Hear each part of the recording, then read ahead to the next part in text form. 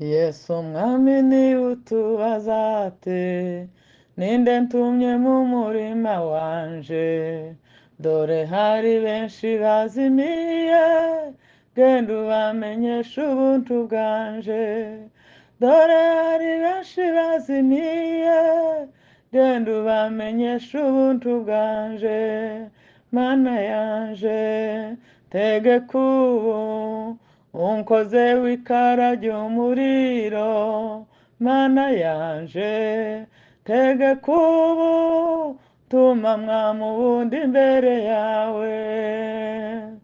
Umuntu w'Imana yaravuze ati nje ntaco nishoboreye, ariko ashuhijwe n'umuriro ati mana none huza untume, ariko ashuhijwe n'umuriro ati mana none huza untume, mana yanje ntegeka ubu unkozeho ikara ry'umuriro, mana yanje tegeka ubu mwamubundi imbere yawe.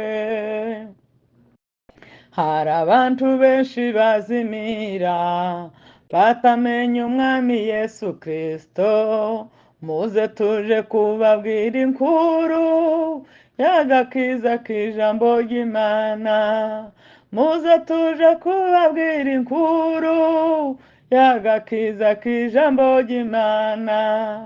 Hari abantu benshi bazimira batamenya umwami Yesu Kristo, muze tuje kubabwira inkuru y'agakiza k'ijambo ry'Imana, muze tuje kubabwira inkuru y'agakiza k'ijambo rya Yesu, mana yanje tegeka ubu unkoze w'ikara ry'umuriro, mana yanje tegeka ubu ntuma mwamubundi imbere yawe.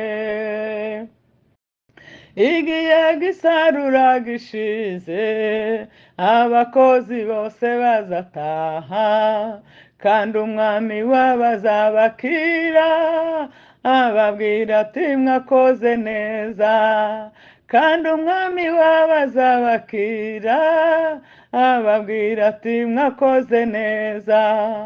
Igihe cy'isarura gishize abakozi bose bazataha, kandi umwami wabo azabakira ababwira ati mwakoze neza, kandi umwami wabo azabakira ababwira ati mwakoze neza, mana yanje tegeka ubu unkoze w'ikara ry'umuriro, mana yanje tegeka ubu ntuma mwamubundi imbere yawe, mana yanje tegeka ubu unkoze w'ikara ry'umuriro, mana yanje tegeka ubu ntuma mwamubundi imbere yawe, ntuma mwamubundi imbere yawe. Haleluya, haleluya.